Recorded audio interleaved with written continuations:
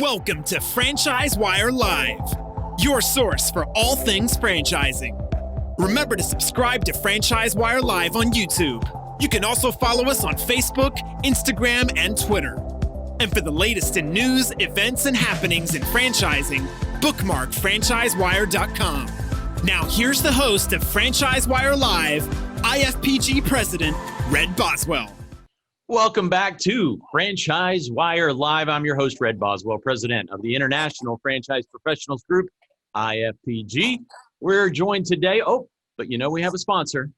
I'm digging this sponsor thing. So, Fran Fund, our friends at Fran Fund, the Sieber family, one of the top, if not the top, franchise funding sources in the world. We love our friends at Fran Fund. I think their logo might pop up right there. We'll see again if the IT guys can help us with that. And now why you are here. Our friend, one of my heroes in franchising, Dr. John Hayes has joined us. John, welcome to FranchiseWire Live. Hey, thank you, Red. It's a pleasure to be with you. Always fun. Now, are you really in a classroom? What do you think? Absolutely. Of course. Just like I'm in our global headquarters. Christine. Good you can tell it's a fake image there in the background, but this is what we dream of. In fact, I'm trying to convince my advisory board to help me out a little bit more because I have the right to name a classroom at Palm Beach Atlantic University, and I want to name it for my advisory board. And as you know, they're coming together soon, and I've collected some money already to get that done, and I hope to accomplish the mission very soon so we can have a classroom that's branded for Titus Center, specifically in honor of our terrific advisory board at Palm Beach Atlantic. Well, that is exciting. Awesome. Well, I'm especially honored to have you on here. A little confession about, I've got a senior in high school and a junior in high school and a freshman in high school, and we talk often about life and plans and future and big ideas, and certainly have a goal to help them fall in love with franchising, and like I have. And so we're driving on a trip about 4 months ago, probably, and my 17-year-old, he's actually 18 today, asked me an interesting question. I love when I get an actual, real good question from the kids. And he said, "Dad, in your industry, who do you want to be like? Who is you aspire to be like?" And John Hayes was at the top of my list. So I'm excited to have John on here today and just talk franchising, learn from you. So John, I could talk about you for an hour, but if you could give us a 30-second to a minute overview of your career in franchising, what you've done, some of the highlights for the audience today. So it's easier if you do that in 30 seconds than if I do that. But I should start out in the early 1980s when I wrote Franchising, the Inside Story. I was a college professor in Philadelphia, Temple University, knew nothing about franchising, never worked for a franchise company, wrote the book for a franchisor who wanted to use it to sell franchises. He did. It turned into a popular book. I got lots of attention on radio, television. The IFA excerpted the book. And the next thing I knew, I was being asked to travel on trade missions, to speak at the IFA convention, to speak at conventions in Hawaii and all over the United States. And one day I woke up and said, gee, I've got all these franchisor accounts. I better pay attention to this. And I got involved in franchising, left the university, said that I'll be back someday to teach, but I couldn't pass up the opportunity to build a business that helped franchise companies market themselves internationally. Ended up owning some franchises, became the CEO, chairman of the board of Homevestors of America in Dallas, Texas, when my client, the founder, died and asked me to succeed him. So I've been a franchisor, I've been a franchisee, and I've been a supplier to the franchise community forever. And now I'm a professor at Palm Beach Atlantic University, teaching at the Titus Center for Franchising, the only center of its kind that I know of. I could be wrong. I'm looking for someone to correct me. But we offer students a concentration in franchising along with their major in marketing, management, global business, finance, or accounting. And that's where I am today in West Palm Beach. Nice. Well, I've heard you for the last 3 or maybe 4 years talk about the Titus Center and all the incredible things you're doing there.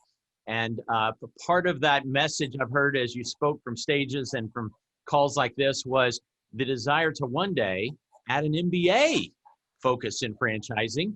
And so almost a year ago, I approached you and your team and said, man, that is such a cool idea.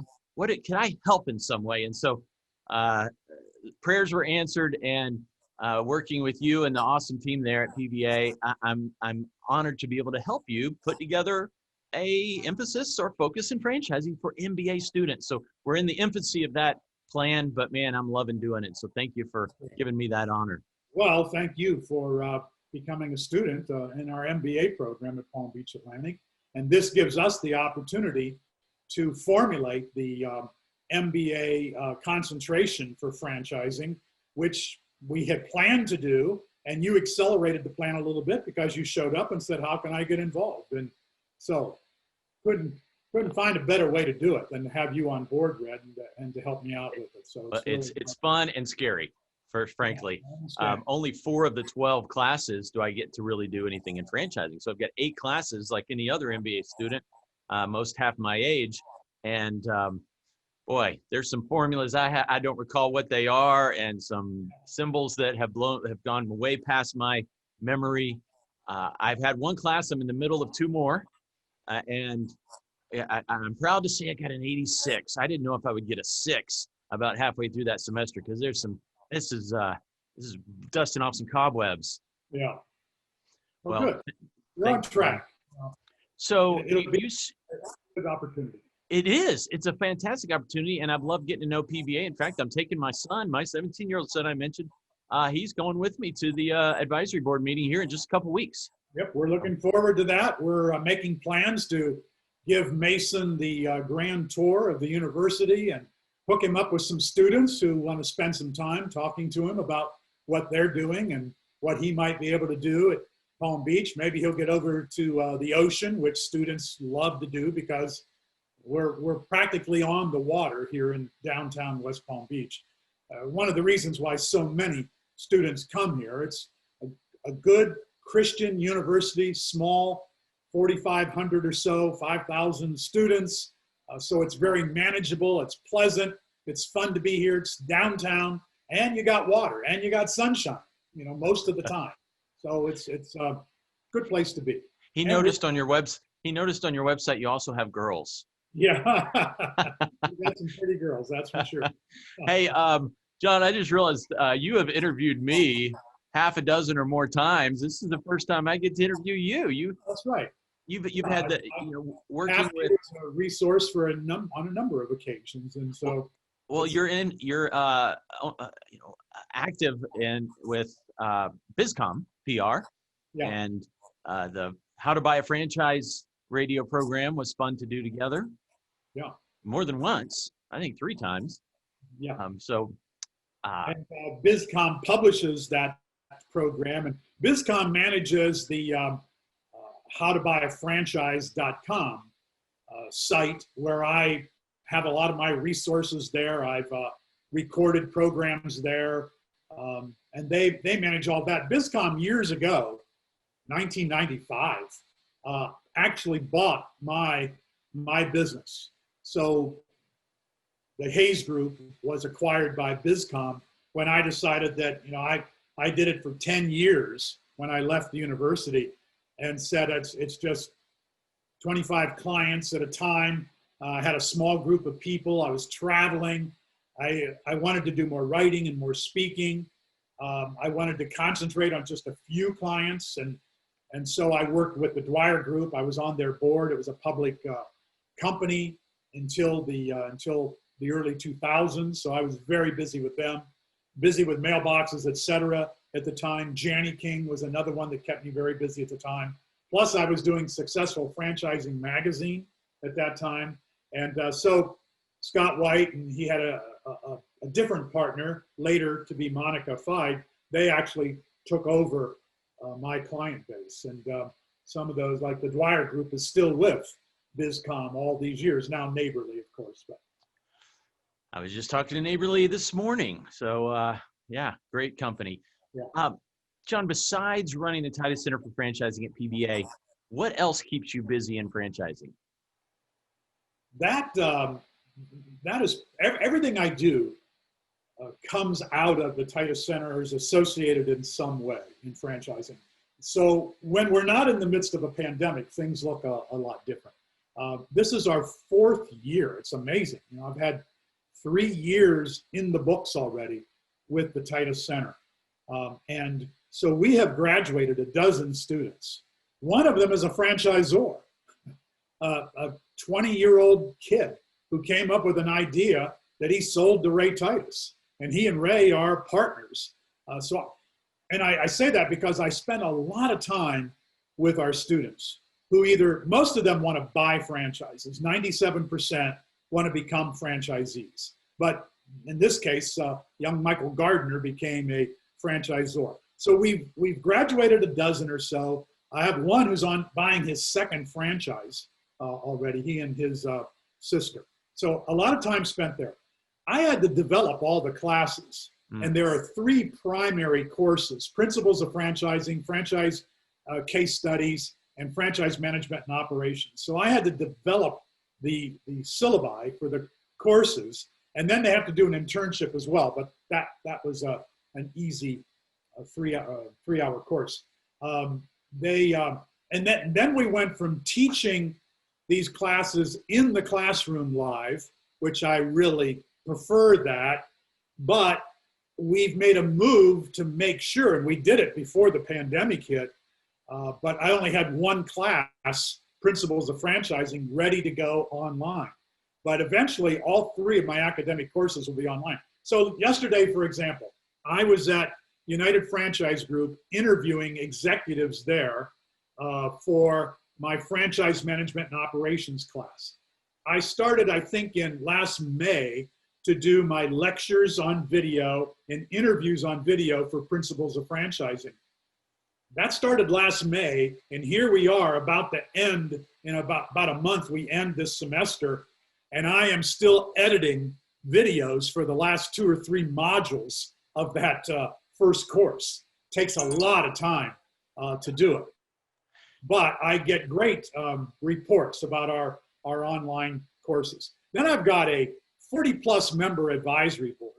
And I'm speaking to advisory board members all the time, much like what you do, Red, with IFPG. You're always speaking to clients and colleagues. And I've got that same type of situation. Fran Fund being the sponsor. Jeff Sieber is not only one of our advisory board members and a great friend of the Titus Center. He and Sherry gave us a $100,000 endowed scholarship.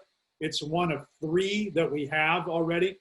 So I'm busy out. I want 10 endowed scholarships. So when Mason comes, maybe he can grab one of the 3 existing that we have next year or the year after. I think you have to be at least a sophomore to qualify for one. They're $2,500 scholarships. The Dwyer family named one in honor of my former client, the late Don Dwyer, and then the Sieber family. And then we have one named for J.J. Prendamano, who is from the Titus family, a grandfather on the Titus side. Wow. And so we have 3 terrific scholarships. I'm looking for more. I'm always talking to board members. I'm always looking for people who want to join our board and come twice a year to our advisory board meetings and participate, come and speak to our students, provide internships for our students, and I'm involved in all of it. We also, we were doing boot camps, and we got 2 of them underway, and we did pretty well. And this is a way to raise money for the Titus Center, because even though we have an endowed fund provided by United Franchise Group, where Ray Titus and his family provided $1.5 million to PBA to establish the Titus Center several years ago. That money is endowed. So I don't have $1.5 million in my budget. I've got to build my budget, and I do that through boot camps, for example. Well, boot camps went away for a while once the pandemic arrived. So I said, now what am I going to do? Well, I decided to come up with this concept called the franchise hot seat, where we put someone in the hot seat who wants to be, or maybe already is, an emerging franchisor, but usually they've got an idea for a franchise and they're getting started and they don't know how to do it. And we give them our hot seat in front of our dream team, which rotates. All of this is at TitusFranchiseHotSeat.com. And we've started to post our first season's recordings there. It's all done by Zoom right now, which has advantages and disadvantages, but we're working with it. So we Is this like sounds like the Shark Tank of franchising? Yeah, Shark Tank of franchising, exactly. But, we don't have Mark Cuban and we don't have Mr. Wonderful, at least not yet. And so I'll get on there soon. Dealing with Zoom, we don't have as much interaction because everything is recorded and it's difficult. But, we're not Shark Tank. That's not our premise. You don't come on the hot seat. You can make an offer. You can say, hey, I want to sell 25% of my company for $3 million. You can give that a shot. And we have people on our dream team who want to invest in franchisor companies and want to acquire them. Titus himself has 10 franchise brands, and he's always looking to bring on more. We have two recently retired executives of Neighborly on our dream team, and Neighborly is looking for opportunities. But that's not our premise. We want you to sit in the hot seat and tell us your story about what it is you want to franchise. And then let our dream team tell you why it's a good idea or a bad idea, or what you have to do to make it a franchisable idea. Or if you're already franchising, as Wolfie's is, for example, as a couple of the others that we have interviewed. Success on the Spectrum was one that will appear in December. She's already got 6 franchises, but she needs help. How to sell franchises, what to do with franchisees to make sure they're successful. How do you build a franchisor organization? How much money is it going to take? Where do I get the resources? What kind of people do I need? And so the dream team, in about a 15, 20-minute episode, helps you out with that.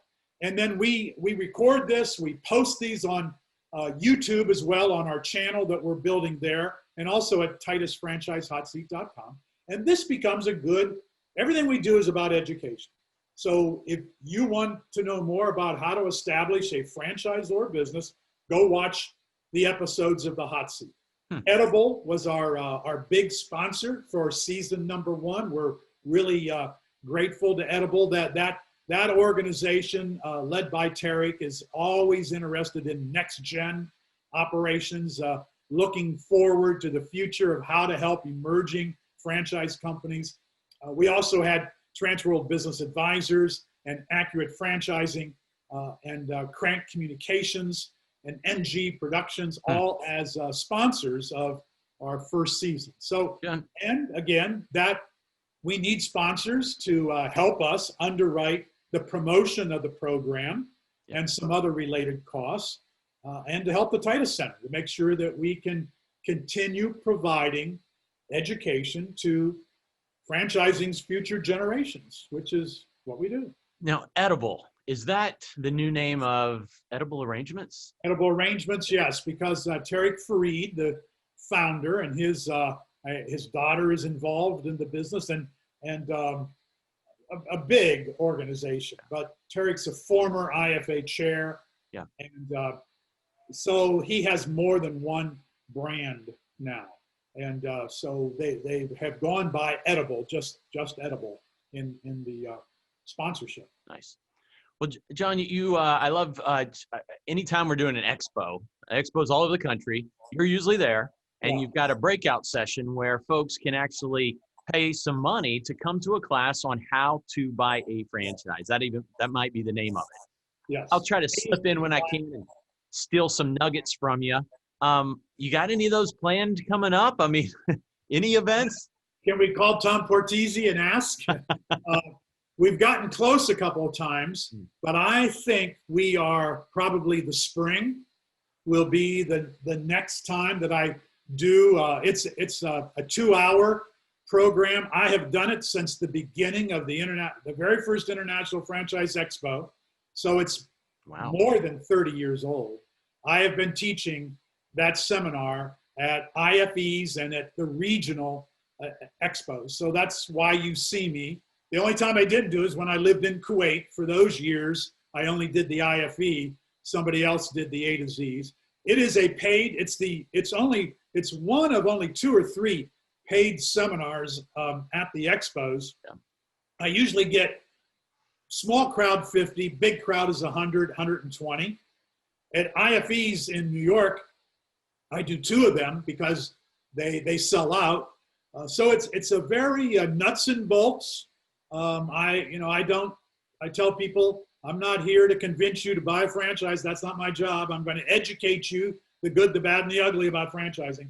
It's the highest rated seminar of all the educational programs that the IFE and those regional expos offer. I always have the highest rating of all the instructors there. So I guess that's why they've kept me around for so long. Well, when you sell out time and time again, that's telling in itself. Nice. Well, John, with all your insights and contacts and purview of the world of franchising, past, present, and future, any looking forward, any predictions, you can interweave any advice for the franchisors out there about what's happening and what's going to happen? Well, hold on, because it's coming. Franchising is about to explode in a good way.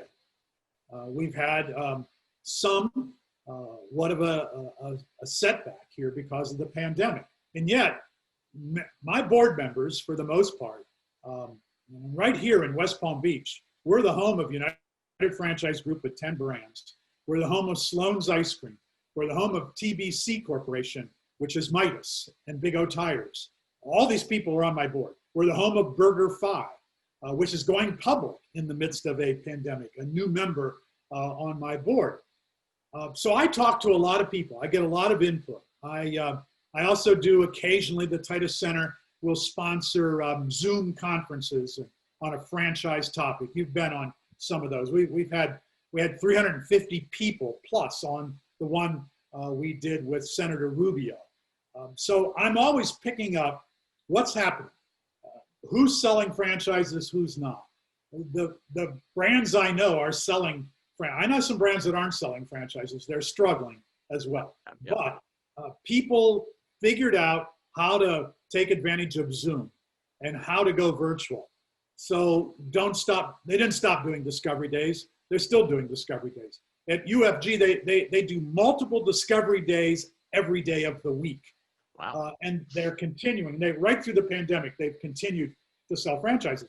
Well, they're not going to give that up when the pandemic is over, because UFG is a company that the local economy loves UFG, because every day, generally, pre-pandemic, people were flying in here to go to UFG to attend a discovery day for a day or a day and a half from all over the world.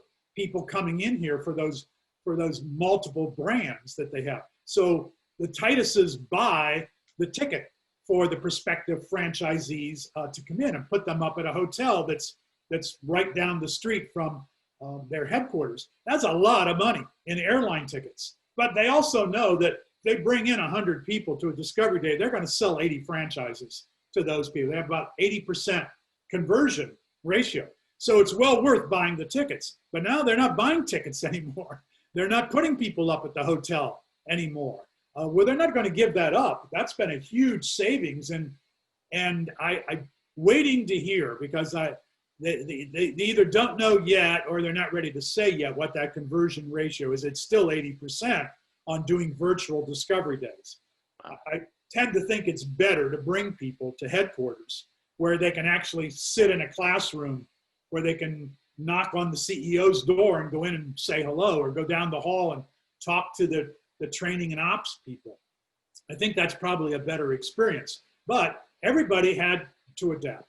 They're selling, they're training virtually. Well, that's changing the world as well. Because if you don't have to wait for 20 people, 10 people to arrive for your training class, you can get a lot more done online, virtually, whether it's by Zoom or whether it's by recording. Same reason why we're online at the university with our classes. So more of that is going to happen. And franchisors, they'll say, well, I don't know how to do it. Well, it's not that difficult to do. If I figured out Zoom franchise conferences, Zoom is pretty easy. Anybody can get onto that. Now, you might not get the quality that you want. There are issues that you've got to face, particularly when you're trying to train. I teach classes by Zoom. It's definitely not as good, but we're not going to give that up because now I can reach the people in the Middle East who want to take my classes. I can reach people in Europe and all over the world who can take my courses, who can't do that if they have to physically be in West Palm Beach. Then the number of people contacting us who want to buy franchises, both things are happening. The hot seat has introduced us to people who are thinking about franchising a business in spite of the pandemic. They're looking to a year from now, how things are going to change. So there are more people who I'm in contact with now who want to franchise a business than ever before. And there are more people who want to buy franchises than ever before in the midst of a pandemic. And then I've got students who, while they all want to buy franchises, for the most part, they want to start out working for an IFPG, for example, to get their feet on the ground and get a sense of, IFPG would be a great place for our students to be interns and to work with you, because within a matter of a couple of years, they're going to buy a franchise. So, or they want to go to work at UFG, who wants to employ them, because franchisors want to employ people who have some knowledge about franchising. My students know more about franchising when they graduate than, I'm sure, a first-year franchisee. My students know more than that first-year franchisee is going to know about franchising. So all of this is leading us into the future where there's going to be opportunity to sell more franchises, start more franchise brands. So we need the IFPG folks, we need the broker community, we need the educational community, we need people who understand how to market for franchise companies, how to market for franchisees.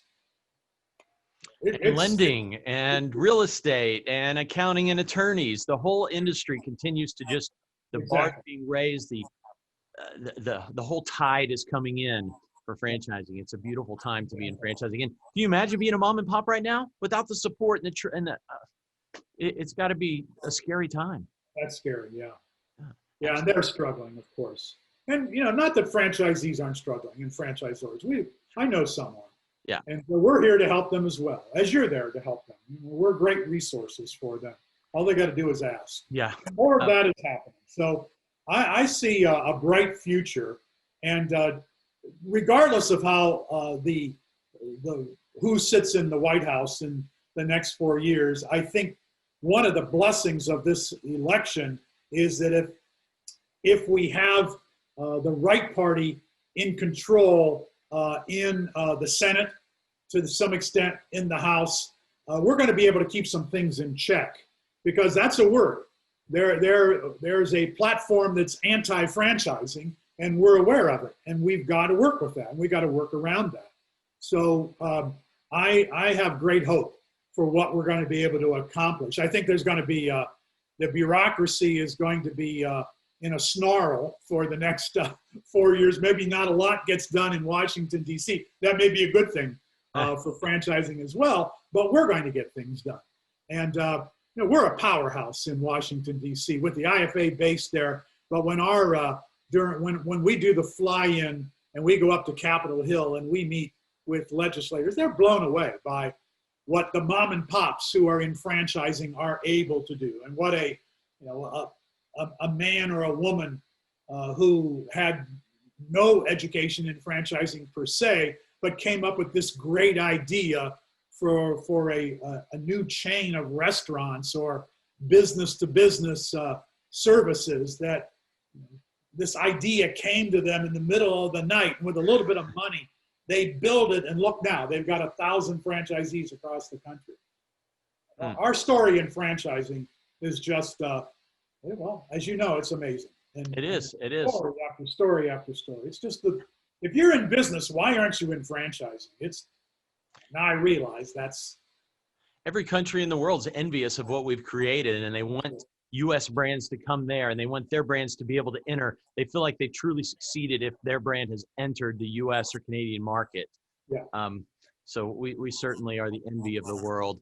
You know, the predecessor to FranchiseWire Live, the original name was COVID-19 Franchise Leaders Respond. And then we quickly realized COVID's just an ugly word, wanted to be a little more positive, and we adopted what had been just our hashtag for that series, and we're still using that hashtag today, Franchising Stronger Together.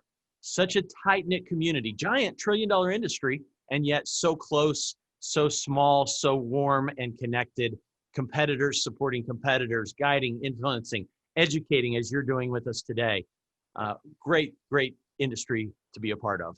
Yeah, it is. I've loved it. I've been at it for 40 years, and I got into it because I wrote a book about it. You know, I didn't know anything about it, which shows you how easy it is to get into it in a way. And how many books now? 20 some, maybe 25. The pandemic has slowed me down a little bit because, and the Titus Center has slowed me down because I've had to do creating these courses. And as you're aware, being in the MBA program, we're creating more courses. There's more to come from the Titus Center because we're reaching out worldwide to tap into that community that wants to take courses related to franchising to help them get a better job or buy a franchise or franchise a business. So there's more to come from Titus Center, and it's a lot of planning, a lot of writing, a lot of organizing. It's like you could do a book, I guess, on top of that as well, but I've taken a little break from it. Man, you can only stretch it so far. You've been such a positive influence in so many ways to so many countless lives, whether it be How to Buy a Franchise, the radio program, the in-person trainings for decades at the IFE and umpteen others, your time in Kuwait, leading that country's franchise efforts, and now with Titus Center and beyond.